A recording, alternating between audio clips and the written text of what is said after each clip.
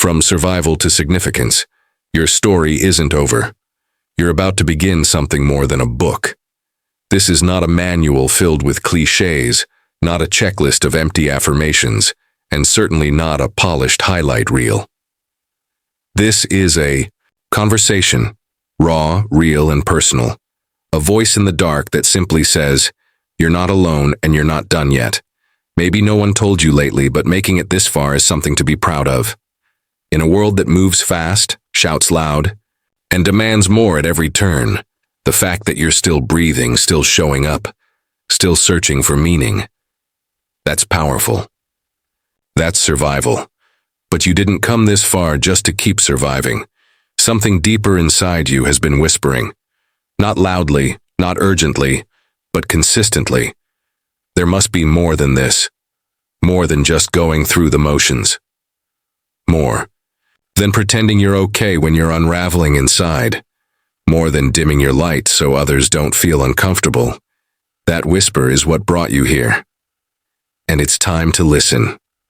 This book isn't just about how to make it through. It's about how to rise from what tried to break you. It's about turning pain into purpose and setbacks into stepping stones. It's about realizing that the chapters behind you don't define the ones ahead.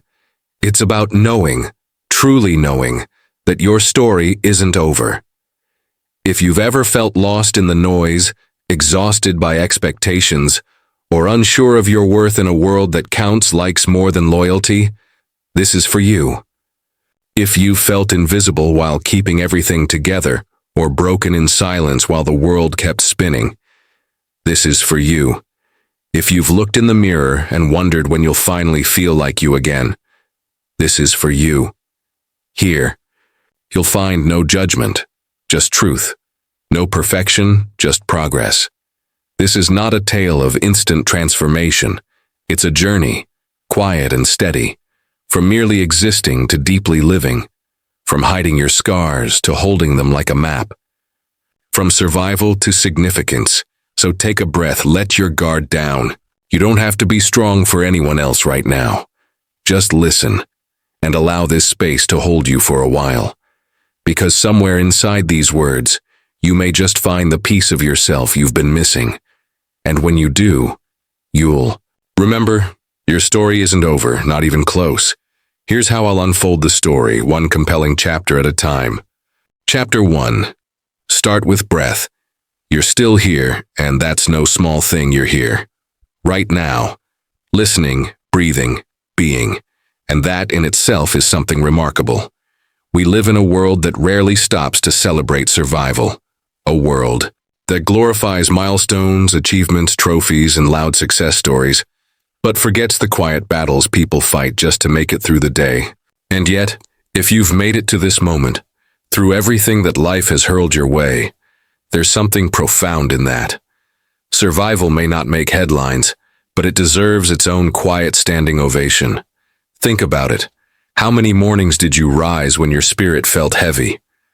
How many nights did you fall asleep with 1,000 worries playing tug-of-war in your mind?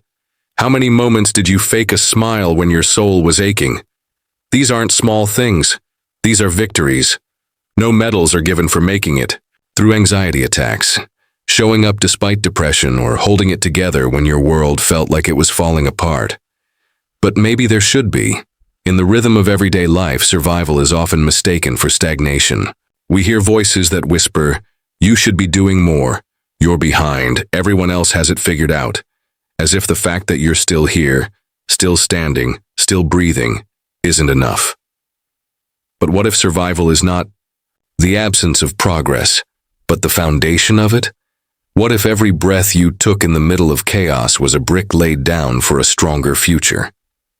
You didn't quit, you kept going. And that counts. Survival isn't passive, it's active. It takes energy to keep moving forward when the path is foggy. It takes courage to hold your own hand through dark seasons. It takes strength to get up, over and over again when nothing around you seems to change. And yet, that is exactly what you've done. You've endured the quiet storms that no one else saw. You've fought invisible wars and came back with invisible scars. Just because others didn't notice doesn't mean your battles weren't real. And just because the world didn't applaud doesn't mean you don't deserve to be proud. There's something deeply human about just holding on. In a culture obsessed with being ahead, sometimes the bravest thing you can do is simply stay. Stay grounded, stay alive, stay hopeful. Even if that hope feels paper thin, even if it flickers like a candle in the wind. Some days you didn't thrive, you didn't conquer, you didn't rise and shine, but you were here.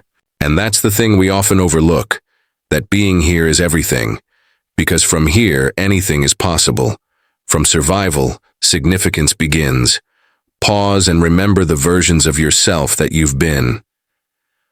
The younger you who cried in silence, the overworked you who didn't know when to rest, the heartbroken you who thought love would never feel safe again, the anxious you who rehearsed conversations 100 times in your head.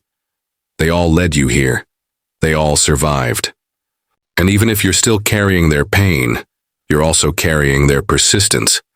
Let go of the idea that you need to be somewhere else to be valid. Let go of the belief that being just okay isn't enough. There is power in the ordinary, in the quiet, in the breath you're taking right now. You've crossed unseen bridges to be here. That matters. You may not have everything figured out. You may not feel like your best self yet, but you're not where you started. You're on your way, and that's more than enough for today. So take a breath, a full one. Let it remind you that you're alive. Let it remind you that your story is still being written, even if the pen feels shaky in your hand. Let it remind you that survival is sacred, and you are allowed to honor it, without shame, without guilt, without needing anyone else's approval. You didn't just make it to today. You earned it.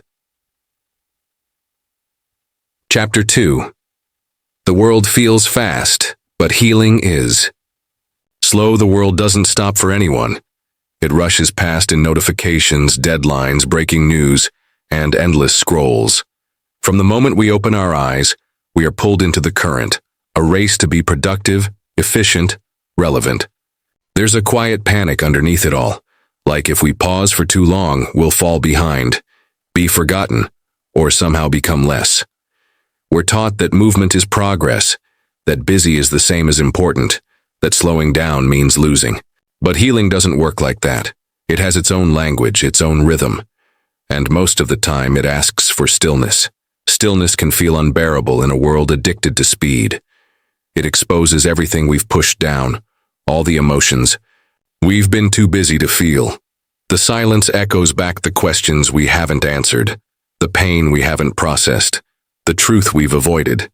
That's why we fill our schedules, our feeds, our thoughts, because distraction is easier than sitting with ourselves.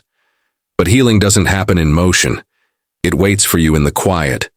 It unfolds slowly, like dawn. Not dramatic, not immediate, but inevitable when we make space for it. There's discomfort in not doing. Maybe you felt it. The guilt of resting when everyone else seems to be grinding. The anxiety of being still when your friends are sharing promotions, fitness goals, new relationships, next steps. Maybe you've scrolled through those glossy updates with a knot in your stomach, wondering why your own growth feels so invisible. But growth doesn't always look impressive from the outside. Sometimes it looks like tears in the dark. Sometimes it looks like walking away, letting go, beginning again. Sometimes it looks like nothing at all. We've learned to measure our worth in outcomes. We want proof we're getting better. A job, a relationship, a routine. We want healing to follow a timeline, like a project with clear phases and a clean finish. But emotional healing isn't a straight road. It's a spiral, a wave, a cycle that loops back when we least expect it. Some days you'll feel strong, like you're finally rising. And then one memory, one song, one conversation will knock the wind out of you, and you'll feel like you're back at the beginning. But you're not. You're further than you think. The ground may feel familiar, but you are not the same. It's okay if your healing doesn't make sense to others. It's okay if it doesn't make sense to you. You don't owe anyone speed. You don't owe anyone a performance. You only owe yourself honesty. And honesty might mean saying, I'm not okay yet.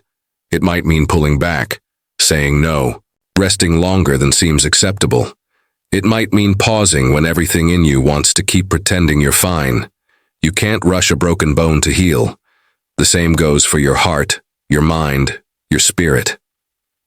Time is not a failure. Time is medicine. We admire resilience that bounces back fast. We share stories of people who turned things around in weeks, who got up and ran as soon as they hit the ground. But there's a quieter kind of resilience that deserves just as much reverence, the kind that stays down for a moment, breathes, assesses the damage, and rises slowly. The kind that doesn't fake strength but rebuilds it honestly. That kind of healing isn't glamorous, but it's real, and it lasts. Maybe the world won't applaud your stillness, but that doesn't mean it isn't sacred. There's a kind of courage in doing nothing when everything around you says to move. There's power in giving yourself permission to feel, to rest, to process. There's wisdom in knowing that healing isn't wasted time. It's preparation.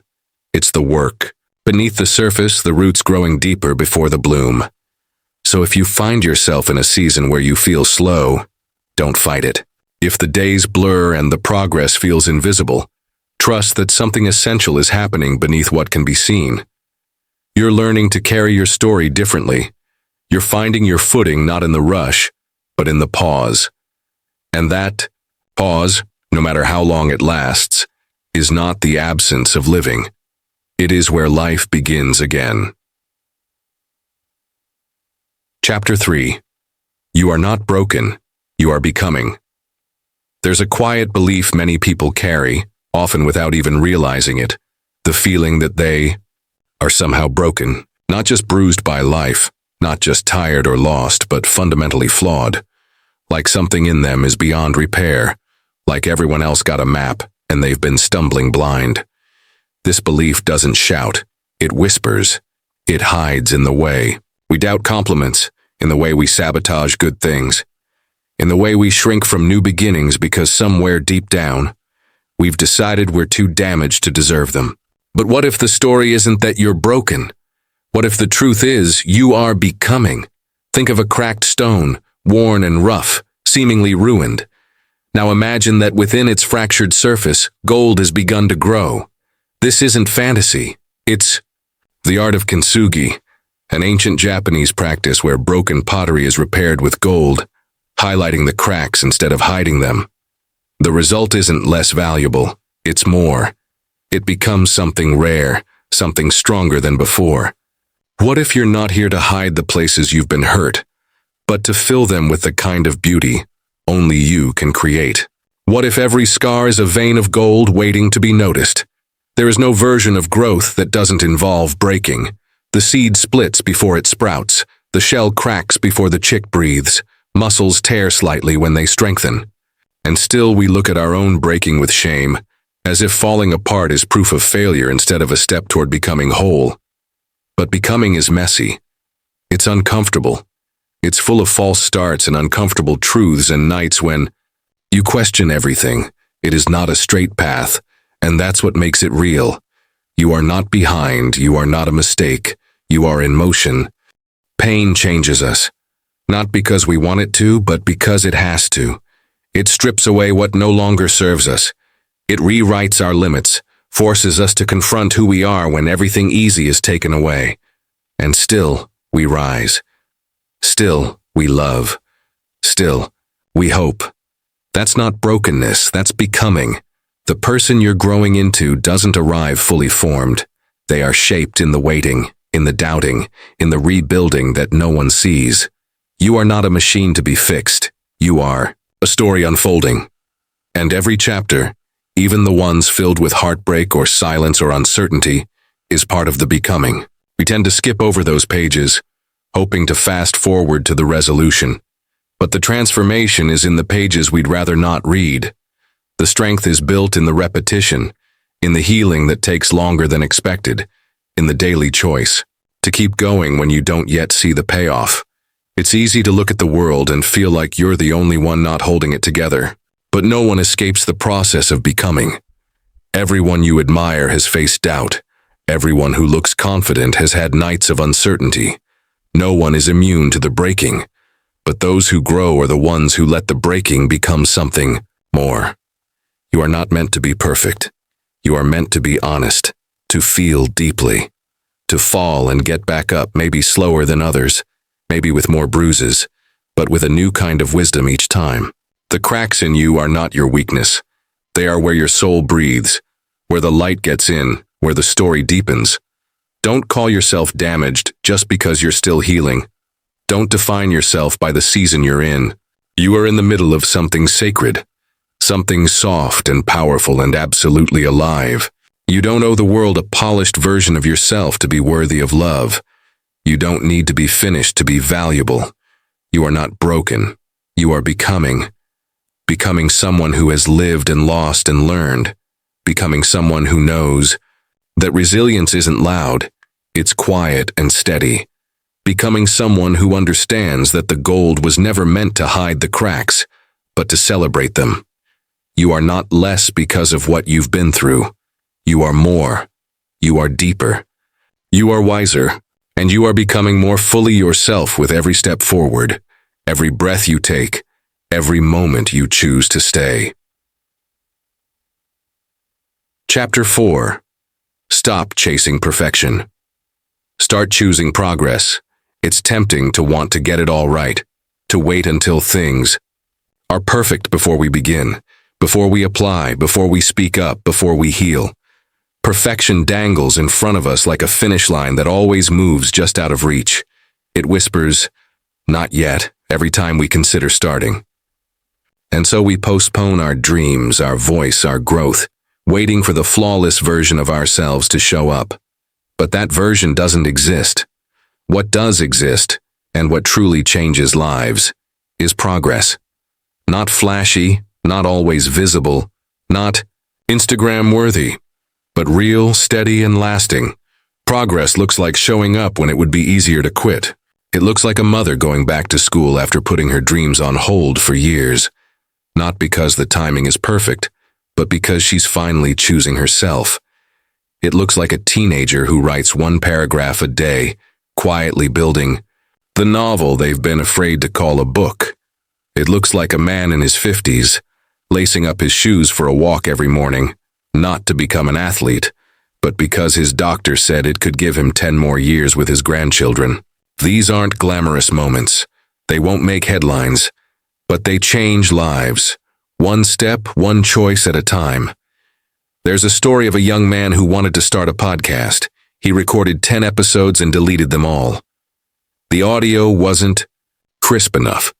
His voice sounded nervous. He hated the way he laughed. So he waited for a better mic, more confidence, the perfect intro music. A year passed. Still no podcast.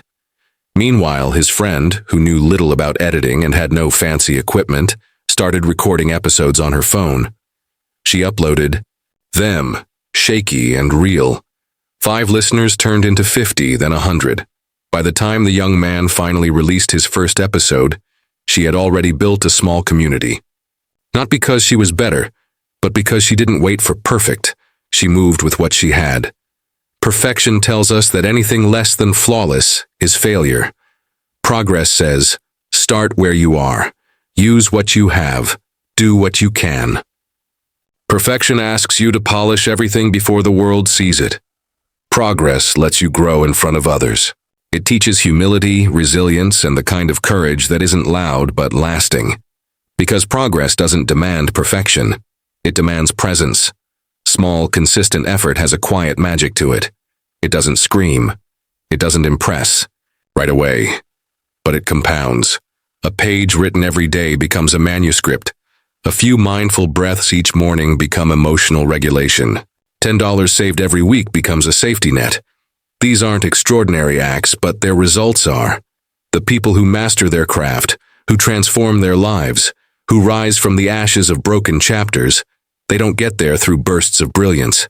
They get there through steady effort, through the unglamorous, uncelebrated decision to keep going. Perfection often leads to paralysis. How many ideas have died in notebooks, waiting for the right time?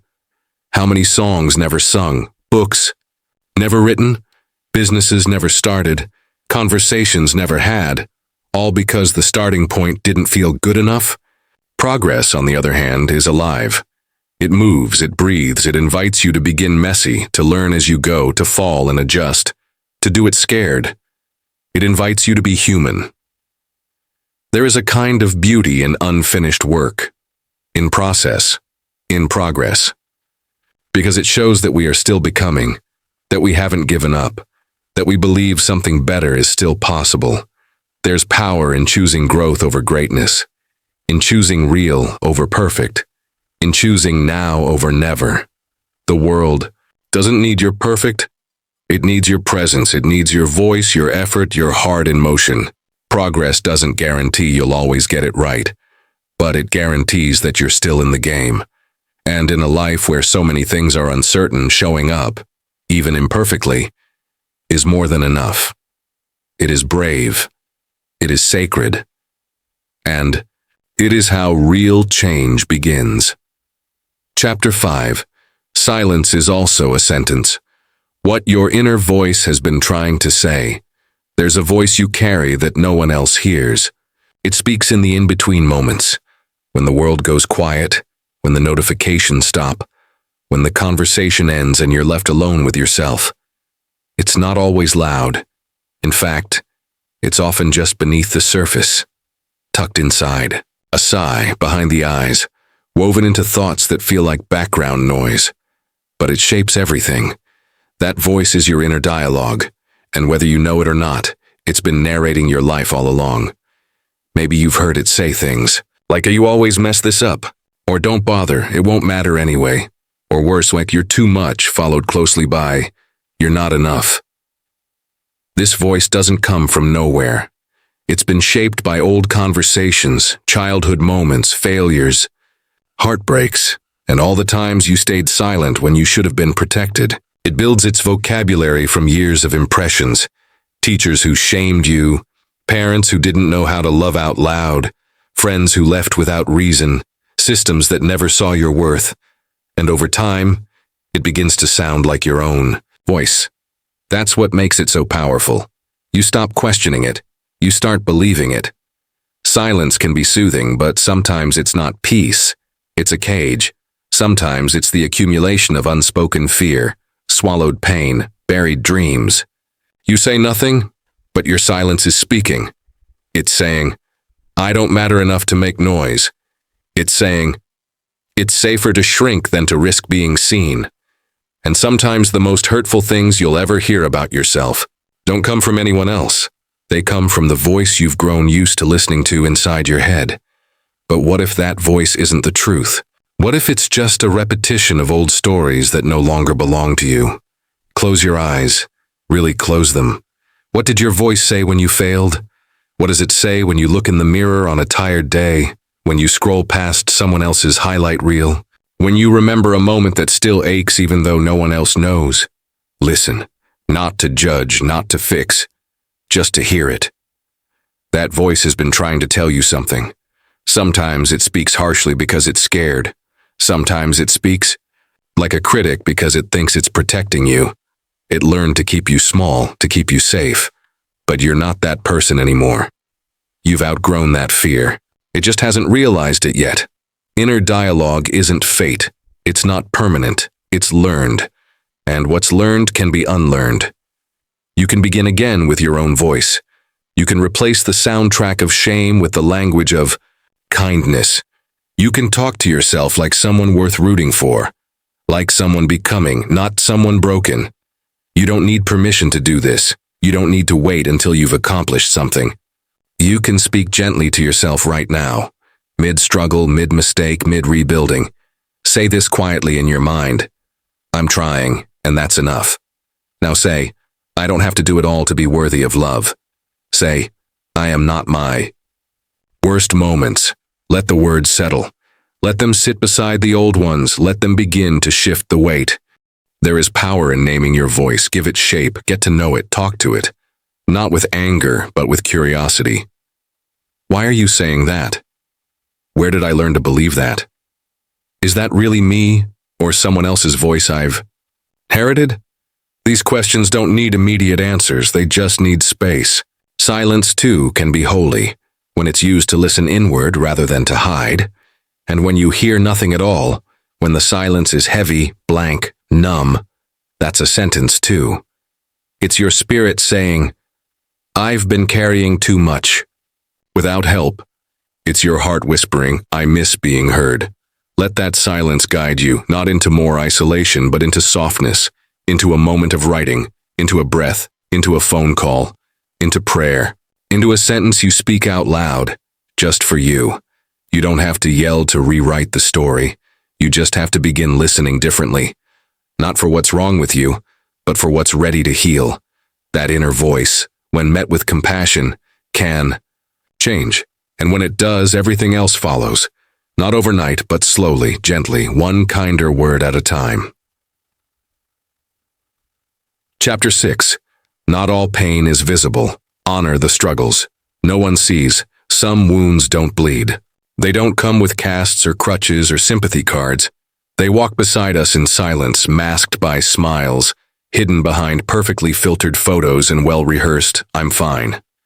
These are the wounds that live deep in the soul, the kind that ache quietly through the night, that tighten your chest in a room full of people, that make the smallest tasks feel impossibly heavy. Not all pain is visible, and yet it shapes us in ways the world rarely acknowledges.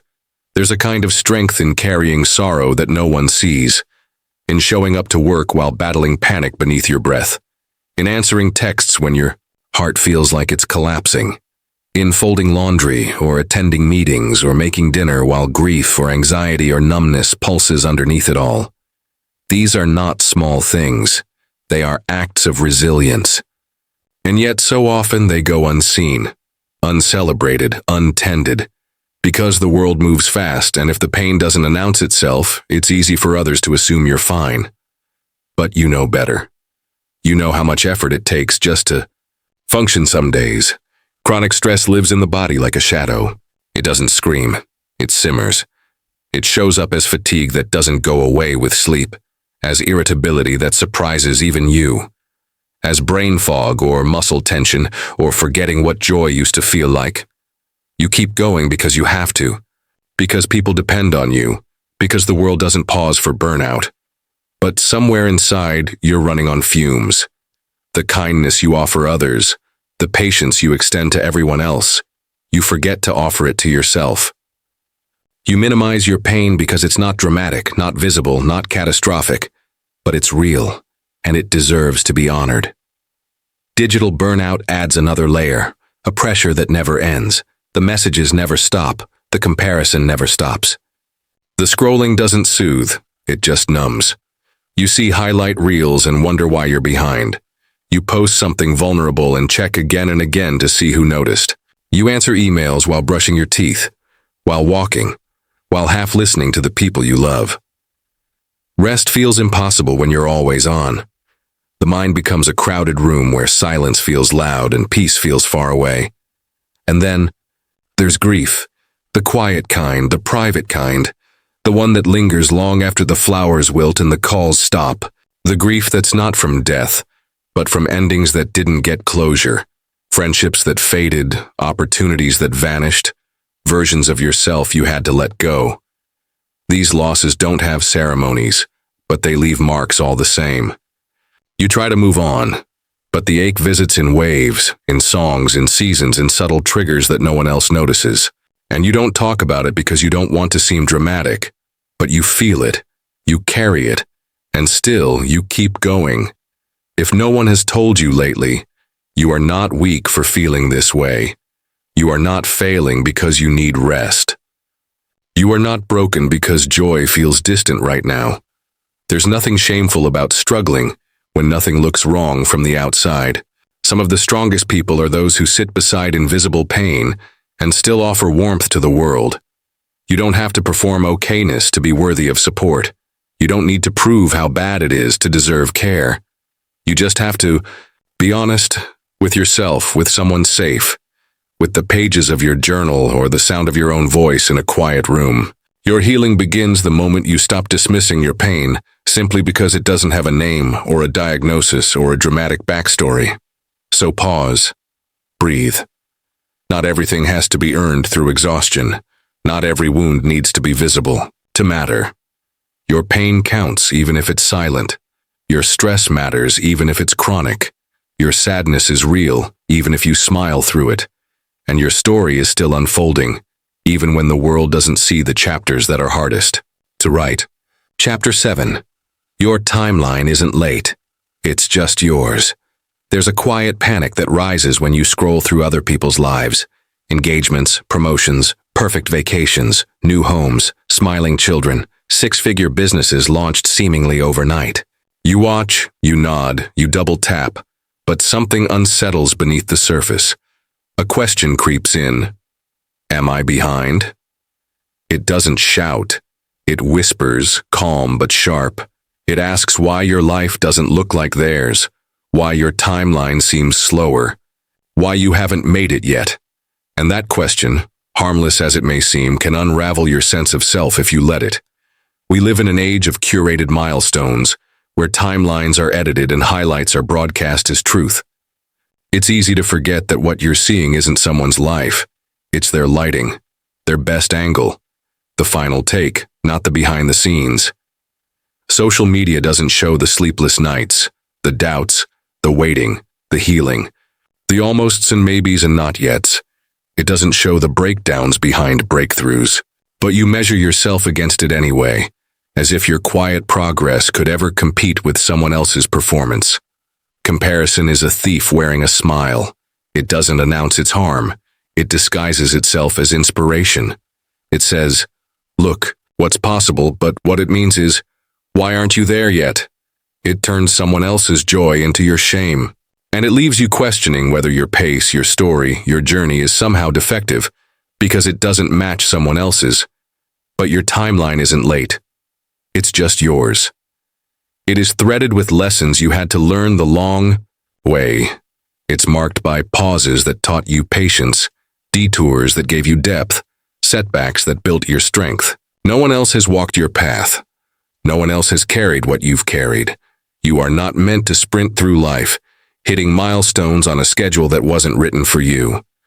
There's no such thing as behind when you're building something real. There's only unfolding, becoming, moving forward at the speed of you. Some people marry young and grow old with the same love. Some find their person at 45. Some know their career path at 20. Others don't feel purpose until 60. None of these stories are wrong, they're just different. Yours is not a mistake. It is not off course. It is sacred in its own rhythm. Think about nature. No tree blooms all year long. No season stays forever. The moon doesn't apologize for waxing and waning, yet somehow we believe we should be constantly thriving, constantly achieving, constantly moving forward without pause. But real life, soulful life moves in waves, in seasons, in moments of fire and moments of fallow. You are allowed to grow slowly, to figure things out over time, to rise, rest, recalibrate, and rise again. The irony is, when you stop racing toward a borrowed timeline, you begin to live more fully in your own. You notice things. You value small wins. You listen to your gut. You stop saying should and start asking, what feels true for me? You trade urgency for alignment, and in that space, something powerful happens. You stop chasing life and start experiencing it. Let the world do what it does. Let others run their race. You have your own. And even if it looks quiet right now, even if it feels like you're the last to arrive, know this: nothing meaningful is ever wasted.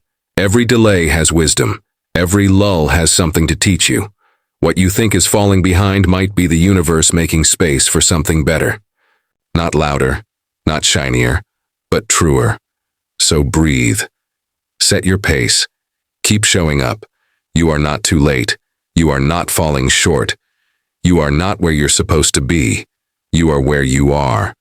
And where you are is part of something beautiful, unfolding, even if you can't see it yet. The pressure will tell you to rush, but your soul knows better. Trust that knowing. Trust your steps. Trust your story. Because the race was never real to begin with. Only the journey is. Chapter 8. Breakdowns can be invitations. There's a moment when everything slips, the plan, the rhythm, the identity you thought you were holding together, a job loss, a breakup, a diagnosis, an empty bank account, a betrayal, or simply a slow unraveling that nobody notices until the thread is too short to hold anything. This is the breakdown. Not always loud. Sometimes it arrives in silence when you're alone and the ache becomes too heavy to carry in polite conversation. It can feel like falling, like everything you were sure of vanishing beneath your feet. And in that free fall, it's easy to believe you've failed, that something in you is broken beyond repair, that you've lost the plot of your own life. But what if falling isn't the end of the story? What if it's a reset, an invitation to write a new draft when the old one has quietly stopped serving you? Sometimes breakdowns arrive because we've been surviving instead of living, because we've been following a path that was never ours to begin with, because we've been wearing masks so long we forget what our own face feels like. So life, in its strange mercy, lets it all fall apart, not as punishment, but as a doorway. It's like watching a manuscript catch fire. The version you spent years writing, editing, protecting, gone. But in the ash, in the stillness after the collapse, there's something else. A blank page, a breath of space, a quiet question. What now? This is not about romanticizing pain. Breakdown hurts, it takes, it isolates, but it also strips away the noise. It reveals what's real. When everything else is gone, you see what stays. The friends who reach out when there's nothing to gain. The thoughts you can't escape when distraction fades. The strength you didn't know you had until you were forced to find it. And maybe most importantly, you find out who you are without the roles, without the labels, without the performance. Falling feels like failure, but it often brings you closer to truth than any amount of holding it all together ever could. We think we have to have it figured out, polished and complete. But life isn't a final draft. It's a living story, constantly rewritten by what we go through. Sometimes you have to lose the version of life you thought you wanted to make. Room for the one that's actually meant for you. Breakdowns pause you. They force stillness. They strip your voice down to a whisper and ask, what have you been ignoring? What have you outgrown? What hurts that you've been pretending doesn't? These questions aren't easy, but they're sacred. And they don't get asked until something in you says enough. It's okay to mourn the old draft, to grieve the story that felt safe, even if it wasn't honest. But don't stay in the ashes. Let the breakdown teach you.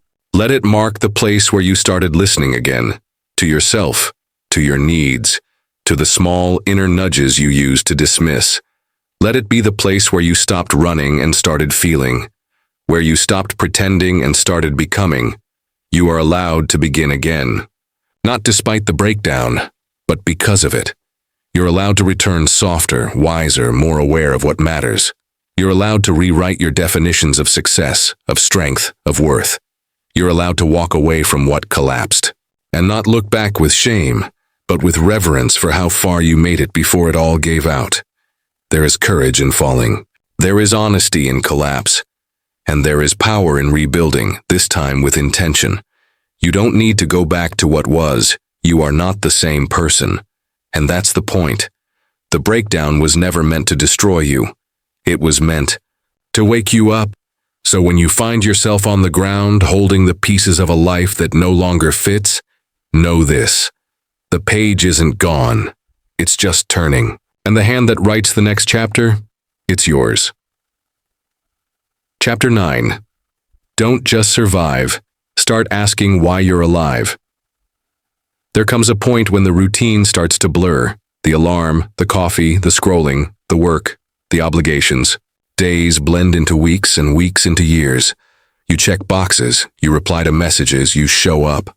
But somewhere along the way, the colors start to fade. It's not depression exactly. It's not disaster. It's something quieter. A life lived on autopilot. A heart that still beats but doesn't race for anything anymore.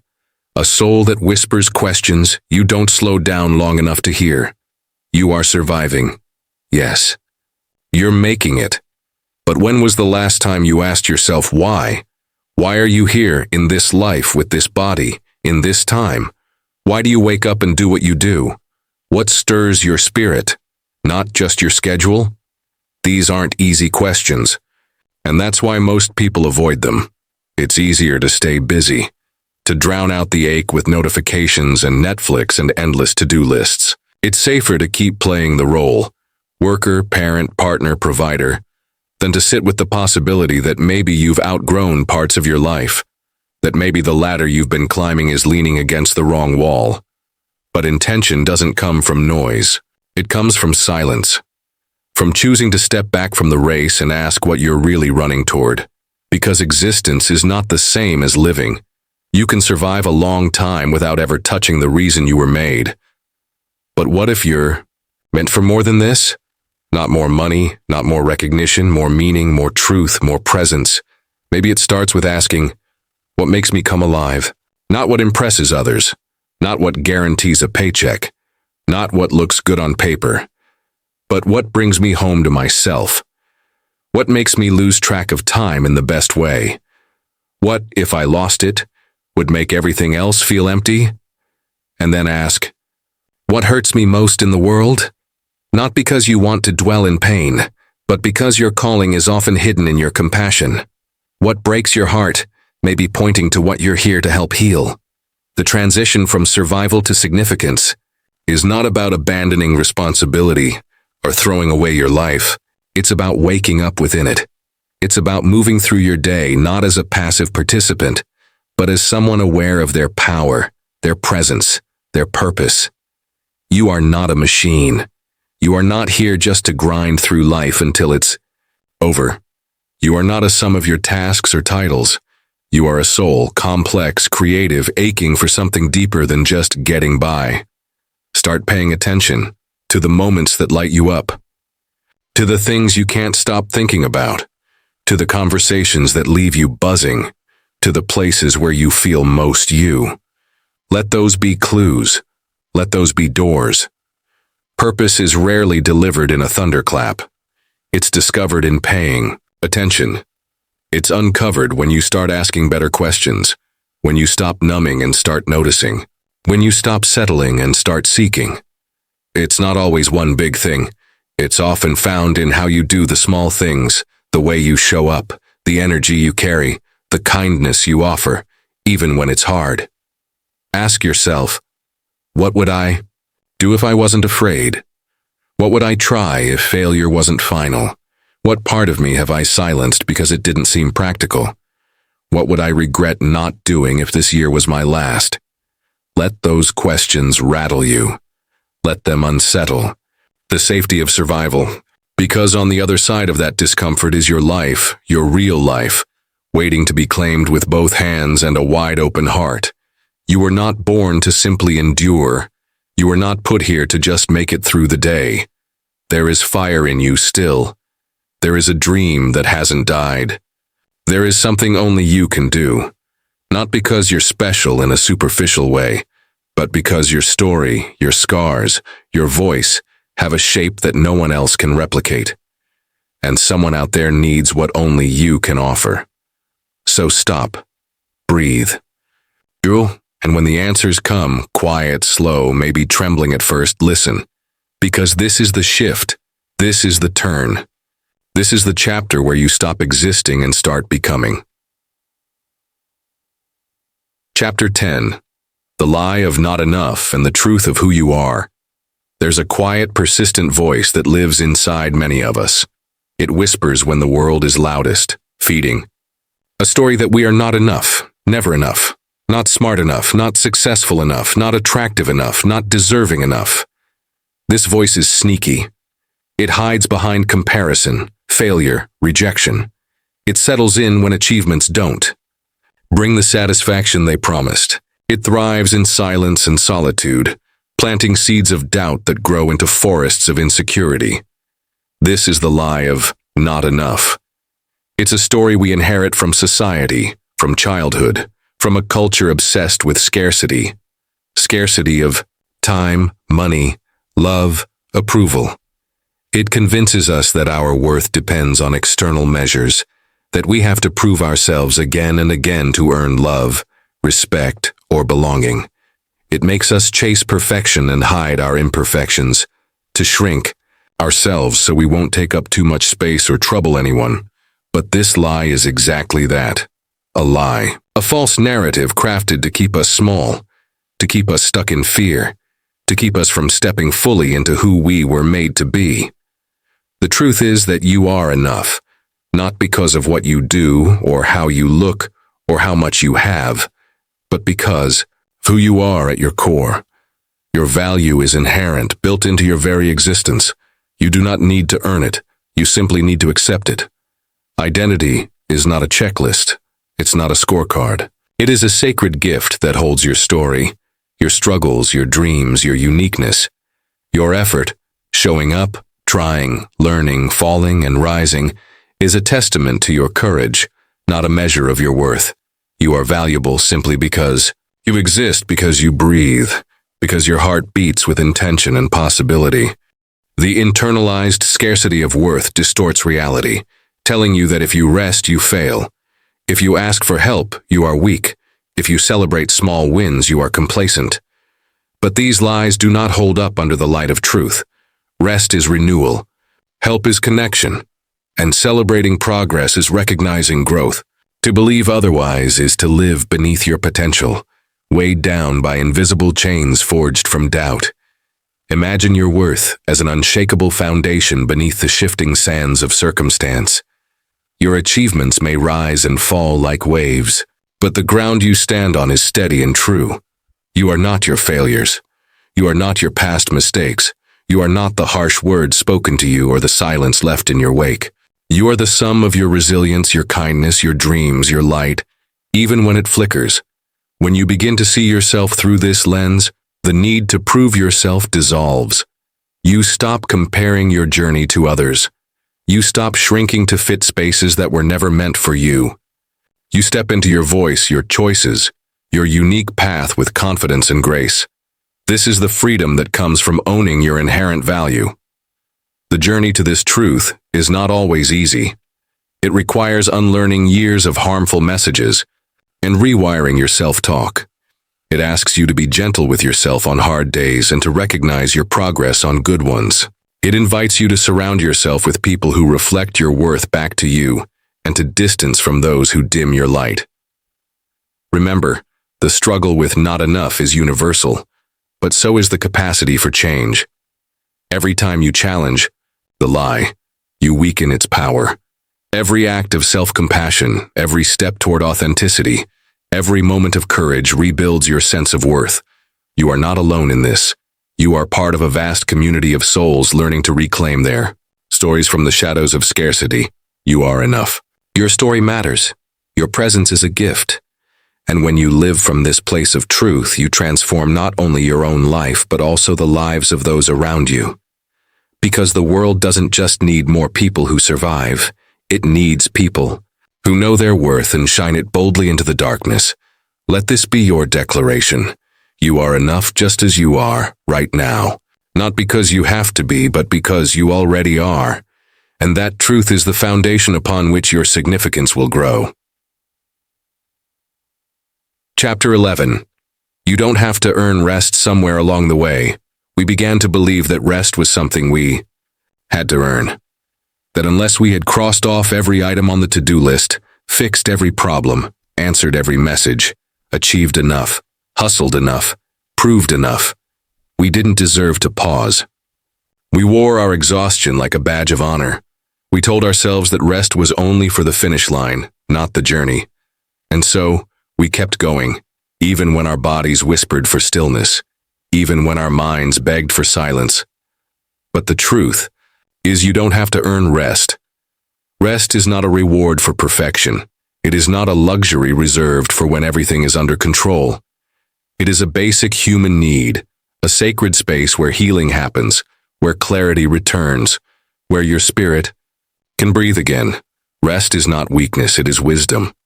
In a world that runs on urgency, being tired feels like failure. We are praised for our productivity, but not for our peace. We are applauded for working late, but rarely for listening to our limits. Sleep guilt is real. Feeling bad for napping, for unplugging, for not always being on. We've been conditioned to measure our worth by our output, and when we stop producing, we question if we still matter. But you are not a machine. You were never meant to be constantly running, constantly responding, constantly striving. Even nature rests. The moon fades, the tide recedes, trees go still, winter comes. Yet when your body asks for a pause, when your heart needs quiet, when your soul longs for space, you push it away with, not yet, not now, maybe later. And that later becomes a cycle of burnout. You find yourself running, on empty, short on patience, losing joy in the things you once loved. You start to forget what rested even feels like. The world begins to blur around the edges, and still, you tell yourself, just a little more, just until I get through this. But what if you don't need to get through it all to deserve peace? What if rest isn't the thing that comes after? You've taken care of everything, but the thing that helps you take care of it with more presence, more compassion, more clarity. You're allowed to stop. You're allowed to lie down in the middle of the mess. You're allowed to take a deep breath and not apologize for needing it. Rest is not about giving up. It's about giving to yourself attention, love, care, time. It's an act of remembering your humanity. There's a kind of rest that goes deeper than sleep. The kind where you unplug from expectations, from noise, from pretending to be okay when you're not. The kind where you let yourself just be, without fixing, performing, or achieving. In that quiet, you begin to hear your real voice again. Not the frantic one driven by fear, but the gentle one grounded in truth. You were born with the right to rest, not because you checked all the boxes, but because you exist. Your worth is not tied to how much you can carry, or how long you can endure without breaking. You are not more valuable when you are tired. You are not more lovable when you are stretched thin. There is strength in honoring your limits. There is courage in slowing down. There is wisdom in choosing rest, not because you're done, but because you matter. You don't need to collapse to justify a pause. You don't have to be at your breaking point to take a step back. Rest is not selfish. It is necessary. It is the soil in which your purpose grows, the space where your gifts return to you. You cannot pour from an empty cup, and you shouldn't have to.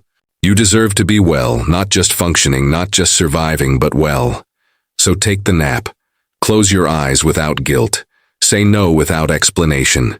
Go outside. Turn off the noise. Let yourself be held by quiet. Let yourself breathe. You are enough even when you are resting, especially then. Chapter 12. Let go of what's not yours to carry.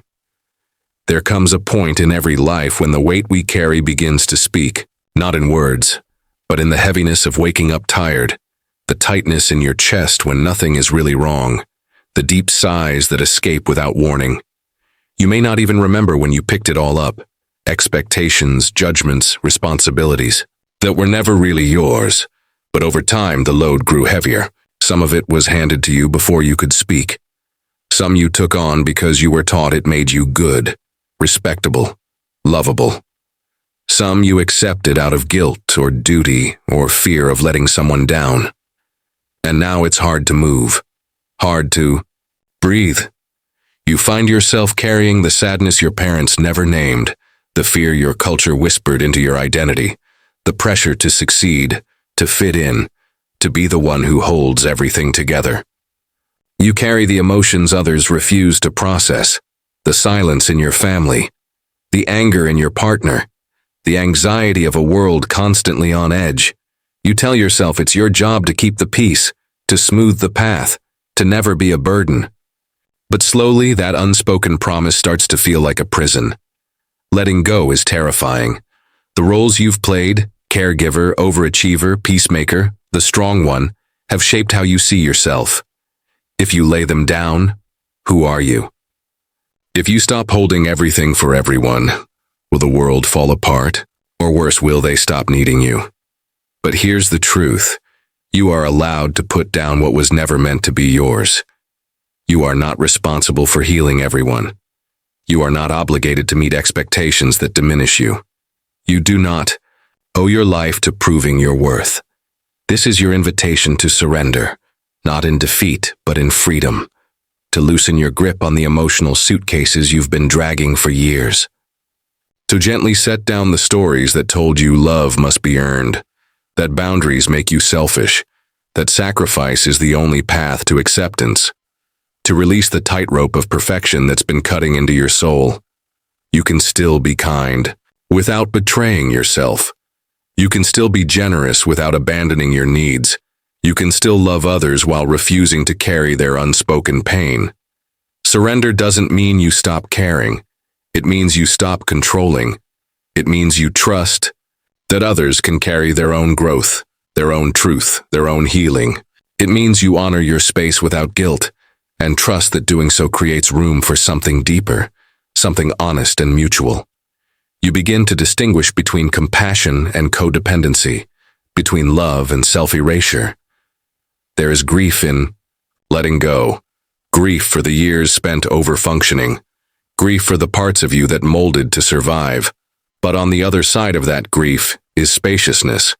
You begin to breathe in ways you didn't know you could. You begin to feel the lightness of your own presence unburdened. You remember what joy feels like when it's not tethered to performance. You discover your voice, not the one that pleases, but the one that speaks from the center of who you are. You may have been raised in systems that taught you to carry everything, that praised endurance over ease, that told you love was something to earn. But you're allowed to choose a new way. You're allowed to set the bags down.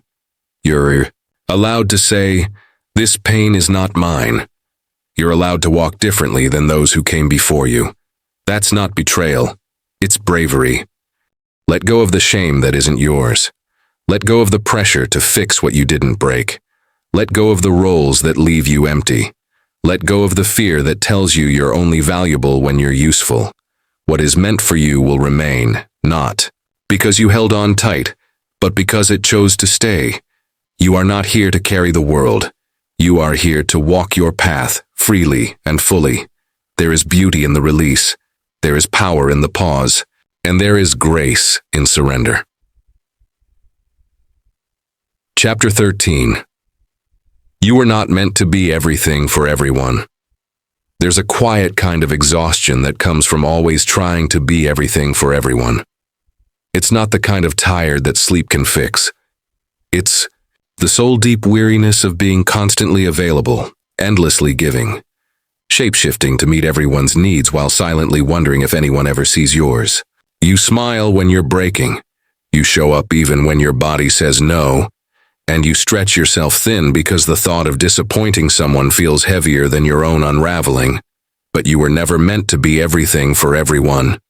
You weren't created to fill every gap, to hold every weight, to rescue every situation. Yet somewhere along the line, the world began to teach you that your worth was in your usefulness. That saying yes made you valuable. That being needed made you irreplaceable. And so you became the dependable one, the strong one, the fixer, the listener, the one who never says no. And slowly, without even realizing it, your identity became tied to how much you could carry for others. The cost, your peace, your presence, your energy, the quiet corners of yourself where joy once lived. It's easy to lose track of your own needs when you're constantly tending to everyone else's. It's easy to forget what you want when you've spent so long responding to what everyone else expects.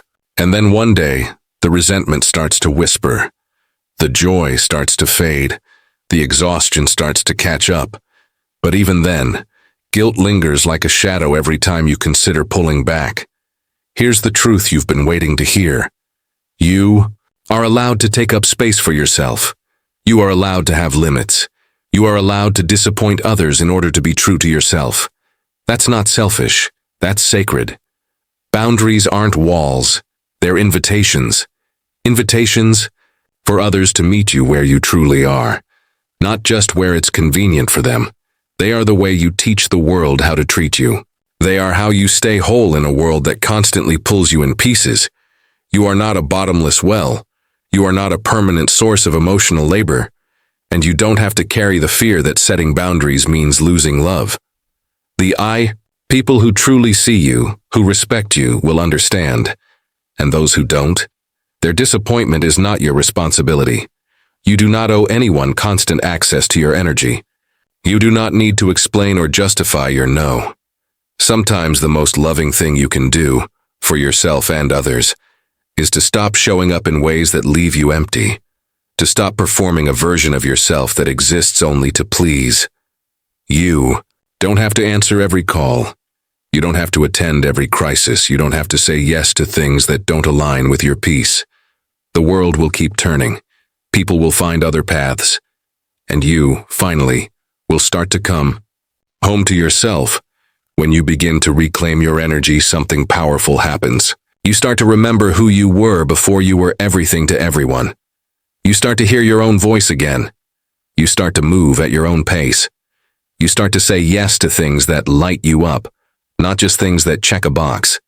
You reconnect with your own aliveness, not as a reward, but as your rightful state of being. And yes, it might feel uncomfortable at first. Guilt may knock at the door, whispering all the reasons you're not allowed to rest, to say no, to pull back. But let that guilt pass through you. Let it rise and fall like a wave. Because on the other side of that wave is freedom. The freedom to exist without performance, to love without depletion, to be known without being consumed. You are not here to save everyone. You are not here to make everyone comfortable. You are here to live your truth, to walk your path, to protect the flame inside you so it doesn't burn out under the weight of obligation. You are allowed to be whole. You are allowed to choose yourself. You are allowed to rest, to say no, to set limits, and still be deeply worthy of love. Your value does not increase with your exhaustion. It does not depend on your ability to show up endlessly. It already exists, quiet, constant, unshakable. You do not have to be everything for everyone. You only need to be true to yourself, and that, in the end, is more than enough. Chapter 14. Success is not just income. It's impact and inner peace. There's a version of success that's been sold to us like a shiny billboard flashing over our lives. It screams in numbers, salaries, followers, property, prestige. It tells us that unless we're visibly climbing, we're falling behind. That if we're not the best, we're nothing at all. The world measures your value in productivity, in performance, in external wins. But deep down, you know that success doesn't always feel like it looks. Sometimes the dream job is a golden cage. Sometimes the six-figure title costs you your peace. And sometimes the quietest life can be the most impactful of all. Success is not just income. It's impact. It's inner peace. It's the school teacher who wakes up before sunrise to write lesson plans, not because it pays well, but because she believes every child deserves to be seen, heard, and challenged. She goes home exhausted, her shoes worn, thin, but she carries the joy of watching a student finally believe in themselves. No spotlight, no applause, just deep rippling significance. It's the man running a tiny repair shop in a forgotten part of town, fixing broken radios and old bicycles, chatting with neighbors who stop by more for conversation than service. He knows his customers by name, asks about their children, gives discounts no one asks for. His business won't make the news, but his presence anchors a whole community. It's the nurse who stays an extra 10 minutes to hold a patient's hand after everyone else has gone. Home, the social worker who listens without judgment. The single parent who shows up every day for their kids, despite feeling like they're falling apart. These lives are quiet revolutions. These people may never own a mansion or trend on social media, but they are monuments of meaning. They are changing the world in ways no number can measure. We've been taught to chase success like it's somewhere else. Just one promotion, one degree, one leap ahead. But real success is more like a rhythm. It's how aligned your actions are with your values. It's how present you are with the people you love. It's how free you feel when you wake up, not just financially, but emotionally. Not constantly surviving the next deadline, but experiencing the fullness of your life in real time. There's nothing wrong with wealth or ambition. There's power in wanting more for yourself. But the problem begins when we define ourselves only by how much we accumulate, when we forget to ask if all our striving is making us more whole or just more hollow. Are you building a life that looks good on the outside or one that feels right on the inside? Are you sacrificing your well-being for a title that won't hold you when you're burned out and alone? Inner peace isn't passive. It's powerful. It takes strength to slow down when the world tells you to speed up. It takes courage to say, "This version of success isn't mine." It takes clarity to walk away from what pays well, but costs too much of your soul. True significance is when your life reflects your values, when your presence leaves things better than it found them.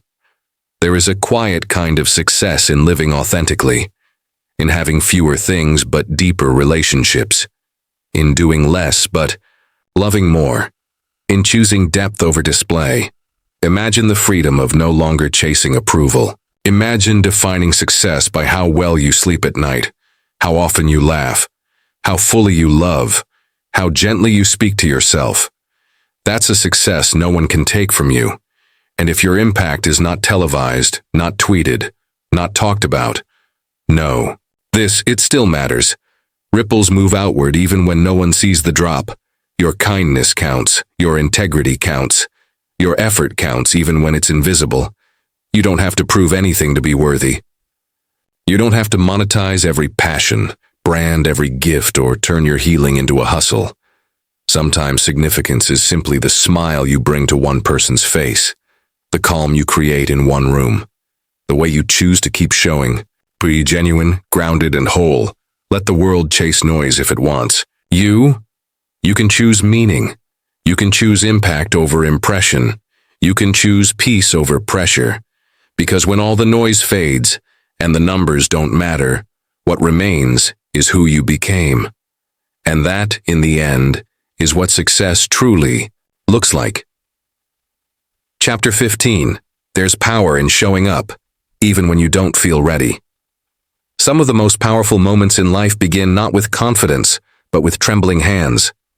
Not with certainty, but with a whispered, "I'll try." The truth is, no one ever really feels ready. We wait for clarity, for courage, for the perfect moment to arrive. But it rarely does. Life doesn't hand us green lights and guarantees. Instead, it offers us quiet invitations, moments when we can choose to stay still or step forward. And there is deep, undeniable power in showing up, even when you don't feel ready. Think of the young woman who stood outside her first job interview, heart pounding, convinced she didn't belong. She had rehearsed her answers, polished her resume, and still felt like an imposter. But she walked in anyway. Her voice trembled. Her hands shook. She didn't ace every question, but she was honest, eager, and present. She didn't get that job. But 2 weeks later, the same company called her back for a different position because they remembered her grit, her humility, her willingness to try. She didn't feel ready, but she showed up. And that changed everything. Or the father who, after years of struggling with depression, finally stepped into a support group. He didn't want to talk. He didn't even want to be there. But he sat in that circle, listening. And slowly, over weeks, he found the words for the pain he had buried for so long. He still had bad days, still questioned his worth. But each time he showed up, he chipped away at the silence. Not with dramatic speeches or sudden healing, but with quiet consistency, with presence. Then there's the artist who painted in secret, for years afraid her work wasn't good enough.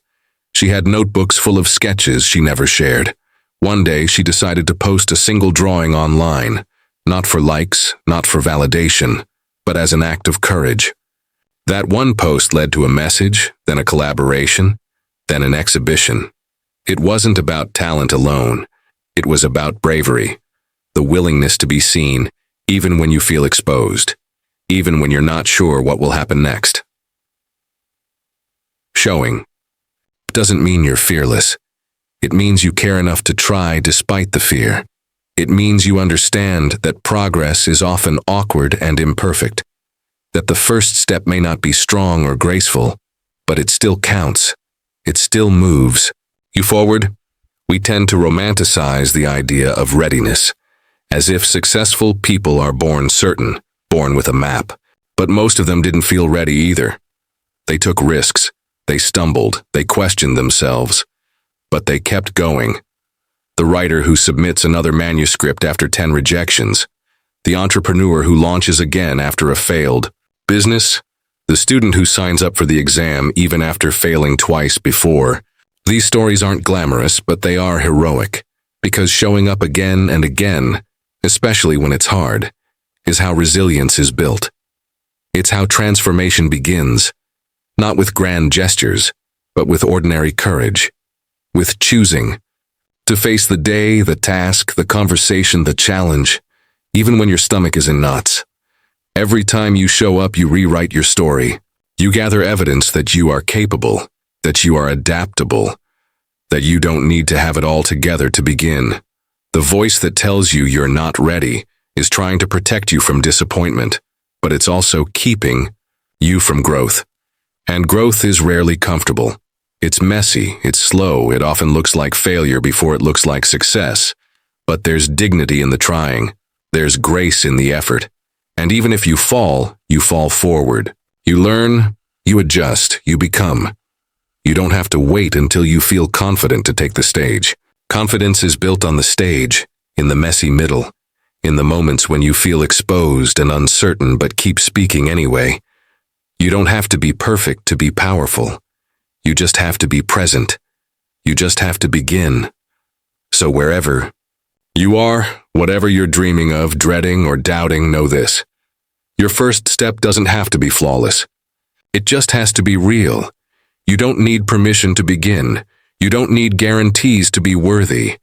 You only need the courage to show up. Not when it's convenient. Not when you feel enough. But now, as you are. Chapter 16. The version of you that you keep waiting for already exists. Close your eyes for a moment. Not to escape, but to meet someone. Someone who knows you deeply. Someone who's been walking with you this whole time, even if you haven't fully noticed. That person is you, the version of you that you keep waiting for, the one you think you'll finally become once you're healed, once you're confident, once you're successful, once life feels less complicated. But here's the truth. That version of you already exists. They're not in the distant future. They're just underneath the layers of doubt, the masks of perfection, the noise of comparison, and the dust of past disappointments. We often talk about becoming as if it's a destination, a far-off place we arrive at when everything is aligned. But in reality, becoming is more about revealing than reaching. Your strength, your clarity, your wisdom, they're not waiting at the top of some metaphorical mountain. They're already inside you, quietly growing, waiting for you to trust them. Sometimes all it takes is stillness to hear that voice, to feel that presence. Imagine sitting across from that future version of you, the one who walks into rooms with quiet confidence, not because they've never failed, but because they know failure didn't define them. The one who has soft eyes because they've cried and survived, who listens more than they speak, who doesn't chase every approval because they finally understand their own worth. They're not some distant ideal. They're you, just a little more honest, a little more free. Speak to them. Ask them how they kept going. Ask them what mattered most when the world felt heavy. Listen to what they say. It might not be grand or dramatic. It might be something simple like, I stopped trying to be someone else, or I forgave myself. The future you is rooted, not perfect, brave, not bulletproof, and they are only ever one honest choice away. You don't become them by striving harder. You become them by softening, by listening, by letting go of the belief that you need to earn your worth. You become them by honoring the quiet work you're already doing, waking up on hard days, making the uncomfortable call, showing up with integrity when no one's watching. That version of you isn't on the other side of some massive breakthrough. They're in the mirror when you choose truth over pretending, when you choose rest over burnout, when you choose love over fear. So many of us wait to feel ready. We wait for the fear to go away, for the weight to be lifted, for the pain to fully heal. But what if readiness isn't a feeling? What if it's a decision? A moment when you say, even though I'm unsure, I'm still going.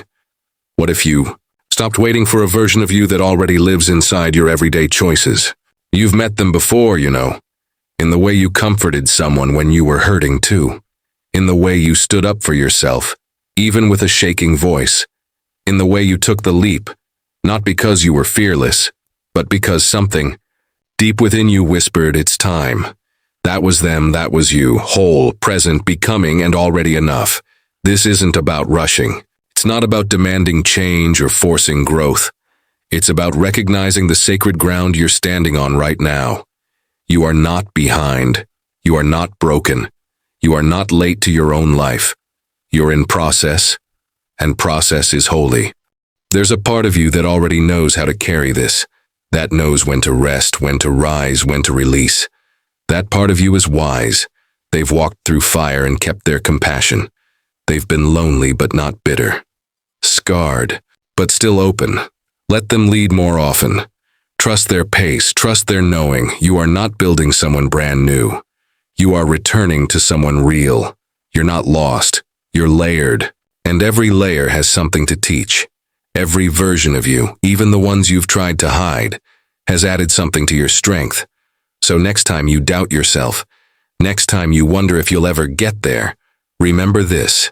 You already are. You're not becoming someone else. You're becoming more you, and that is more than enough. Chapter 17. Consistency. Motivation. Build systems that love you. Back. There's a quiet kind of strength in doing something even when you don't feel like it. Not out of pressure, but because you've built a rhythm, a ritual, a system that holds you. Especially on the days when your energy or enthusiasm runs low. We live in a world that worships motivation. We're sold the idea that if we just get inspired enough, we'll finally make the change, finally start the thing, finally become the person we want to be.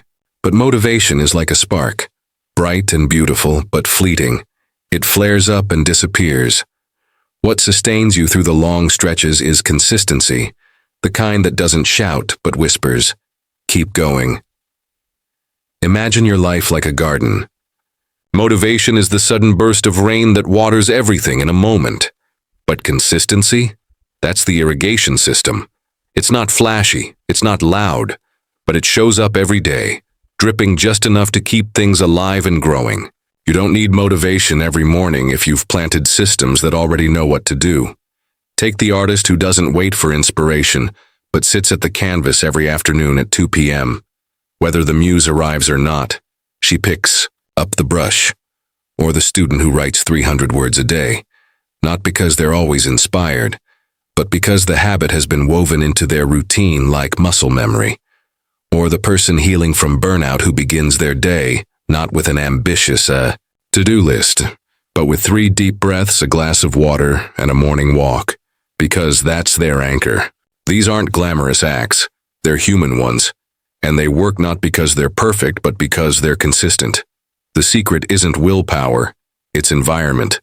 It's making the default choice the helpful one, leaving your book beside your bed so you read instead of scrolling. Prepping meals on Sundays so your future self feels supported on busy weekdays. Turning your phone on, do not disturb while you work, because distraction isn't a test of character, it's a design problem. Small shifts in your surroundings can make it easier to live the life you want, even when you're tired or discouraged. Gentle accountability helps too, not the harsh, punishing kind, but the kind that feels like friendship. Maybe you text a friend every night just to say, I drank water today, or I wrote my paragraph. Maybe you join a community where people cheer for each other's effort, not just results. Or maybe you keep a journal, not for perfection, but to witness your own becoming. You're more likely to keep showing up when you feel seen, not judged. Some people wake up early, some stay up late, some work best in bursts, some need long, slow starts. There's no one right way, but there is your way. And the systems you build should match your energy, not fight against it. If your rituals exhaust you, they won't last. But if they nourish you, even in small, quiet ways, they'll carry you. Think of rituals as love letters to your future self, habits that whisper, "I care about you." And don't underestimate the power of starting small. Drink a glass of water before coffee. Stretch for 2 minutes after your shower. Journal one sentence about how you feel. These acts are seeds, and seeds don't bloom in a day, but they do grow when planted consistently. Your progress won't always be visible, but beneath the surface, your system is working. Your roots are growing deeper. Consistency won't always feel like progress. Sometimes it feels like repetition, like nothing is happening. But that's just because transformation is often invisible while it's happening, like a muscle growing stronger during rest, like a scar healing slowly beneath the skin. You don't need fireworks to know something matters. You just need to keep showing up. And when you fall off, because you will, that's not failure. That's life. Systems that love you back make space for being human. You miss a day, so you begin again. No guilt, no drama, just return. That's the beauty of consistency. It forgives. It welcomes you back again and again. You don't need to do everything today. You don't need to feel on fire. You just need to take the next gentle step, and the one after that. Because motivation is a wave and consistency is the boat. One comes and goes. The other keeps you moving forward, even through the storm. Chapter 18. You are not too late to begin again. There is a particular kind of ache that creeps in when we feel like we've missed our chance. When the calendar feels like a judge and our age begins to whisper lies. When the timelines we once held in our hearts begin to feel like expired dreams. Maybe life threw detours you didn't expect. Maybe pain slowed you down. Maybe you didn't feel ready or brave or worthy until now. And now you wonder if it's too late to begin again. But the truth is this: you are not too late. You are right on time for your time. Nature tells us this over and over again. The earth doesn't scold the flower that blooms in late spring. It doesn't compare the steady oak to the fast-growing sunflower. There's no shame in seasons, only change. And beginnings often look like endings until we learn to see them differently. The fear of wasted time is heavy. It lives in the mind like a constant question mark. What if I'd started earlier? What if I hadn't left? What if I hadn't broken down? But those questions are only one side of the story. Because what if the detours were preparation? What if the delay taught you compassion, depth, and patience? What if the lost time wasn't lost at all, but layered into you, waiting for this very moment? Think of a forest in winter. It looks barren, still, almost lifeless. But beneath the frozen ground, roots are deepening, seeds are preparing. The soil is rearranging itself for what's to come. It is not dead. It is becoming.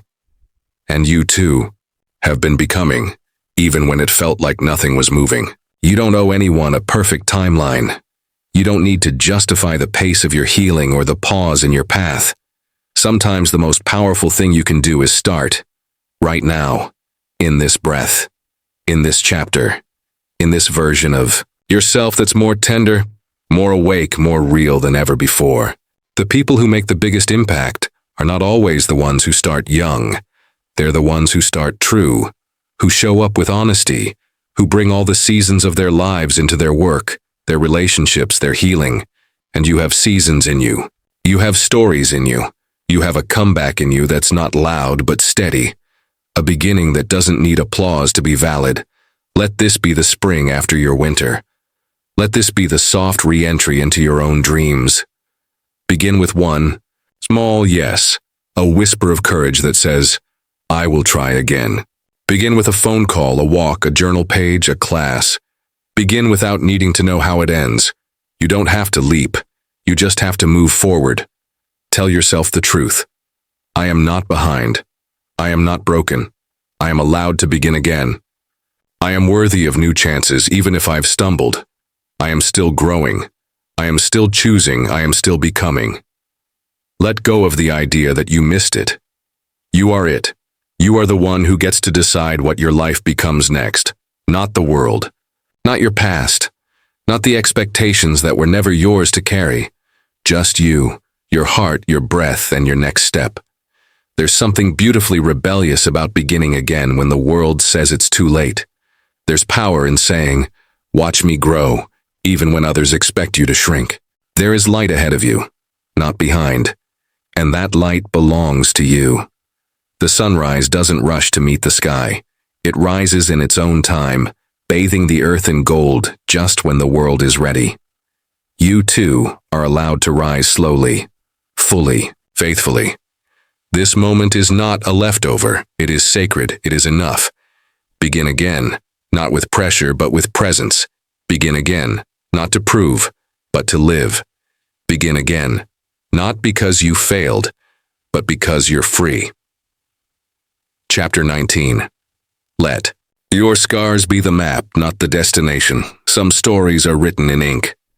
Others are carved into the skin of our lives, etched deep by loss, betrayal, heartbreak, or failure. These are the stories we don't always speak of, the ones that live in our silence, in the sudden heaviness of a memory, in the ache that lingers even on joyful days. But the truth is, our scars are not the shameful markers of defeat we often believe them to be. They are the outlines of battles survived, lessons learned, and humanity embraced. They do not define the end of our journey. They can guide the way forward. Scars are strange things. They signal pain, but they also signal healing. They mean something has closed, even if imperfectly. The skin is never the same, but it's stronger in those places. So are we. The moments that left us marked did not break us beyond repair. They shaped us, and though we sometimes wish the past were different, it's through those very cracks that we gain wisdom, compassion, and depth. There's beauty in a life that has been lived fully, messily, vulnerably. A vase that has been broken and mended with care doesn't lose its value. It becomes art. In Japanese culture, there's a practice called kintsugi, where broken pottery is repaired using gold. The philosophy isn't to hide the break, but to highlight it, to honor it, to celebrate it. That's what you are invited to do with your own story, to trace the gold into your own fractures and say, "This matters." There will always be voices, internal and external, that urge you to conceal your pain, to present a polished version of yourself. But the most magnetic, the most real people you meet are rarely the ones with spotless lives. They are the ones who own their stories. Who say, "Yes, I've been there," and mean it. Who listen without judgment because they've known the silence of being misunderstood. Who love harder because they've lost. Who hope louder because they've healed. Let your scars speak, not as warnings, but as waypoints. You've already walked through fire. Don't pretend you haven't. That flame gave you a kind of courage that can't be bought. You've learned how to keep moving even when your heart felt too heavy to carry. You've known the cold ache of doubt and still chosen light. That deserves to be honored, not hidden. This isn't about romanticizing pain. It's about recognizing the sacred resilience it reveals. It's about giving yourself permission to bring your whole self to the table, the polished and the wounded, the confident and the questioning. You do not need to wait until you're fully healed to be worthy of love, purpose, or new beginnings. Scars are not stop signs. They are milestones, evidence that you've been on a journey that matters. Think of the moments where you reached out for help, even if your voice trembled. Think of the days you got out of bed when staying under the covers felt like the only safe option. Think of the time you laughed again after heartbreak, or believed again after disappointment. These moments count. They build something. They shape a soul that can't be replicated. When you let your scars become the map, you start to live with direction, not just reaction. You look at where you've been and ask, what did I learn? Who did I become? What do I now understand about others because of what I went through? That wisdom is a compass, quiet and powerful. It reminds you not only of your capacity to survive, but to transform. Your pain isn't the whole story, but it's part of a larger, deeper one that still unfolds with grace, one that still carries hope. And maybe someone needs to hear that it's okay to be marked and moving forward. Maybe your story, spoken or simply lived, will be the permission someone else needs to believe in their own becoming. You are not your scars, but they are yours. They are sacred reminders that something tried to end you and did not succeed. Let them live not as chains but as threads in the tapestry of a life that is still worthy, still radiant, still becoming. Chapter 20. Your story isn't over because you're still the one writing it. There's a quiet kind of power in remembering that the story isn't over, not because everything has gone according to plan, but because you're still here, still breathing, still becoming, still capable of shaping what comes next. It's easy to forget in a world that moves fast and speaks loud.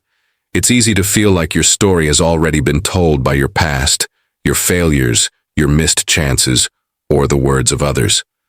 But here's the truth that outlasts the noise. You are still the one holding the pen. No one else gets to narrate the meaning of your journey. Not the people who left, not the ones who doubted you, not even the voices in your own mind that echo with self-doubt. The page in front of you is blank, not because nothing's happened, but because there's still more to come. More of you, the real you, not the version contorted for approval, not the version compressed for survival, but the one you've been quietly becoming all along. This is your permission to write with courage, to paint with bold colors, to speak not because you have all the answers, but because you've lived enough questions to offer something real. You don't need a perfect plan. You need a beginning, a moment of defiance that says, I choose to continue. Whether that's through art, music, movement, words, or the simple act of waking up and trying again, it matters. Your expression matters. Because maybe someone needs your story to believe in their own. Maybe your resilience will become their roadmap. Maybe your laughter after sorrow, your gentleness after chaos, your rise after the fall will remind someone else they can rise too. And maybe, just maybe, you need your own story more than anyone else ever will. You need to know you didn't quit, that you chose hope when heaviness made more sense, that you didn't let your hardest chapters define your final ones, that you returned to yourself with all the softness and strength you had once forgotten. You don't have to erase the past. You just don't have to live there. What's behind you shaped you, but it does not own you. What's ahead of you is still yours to create.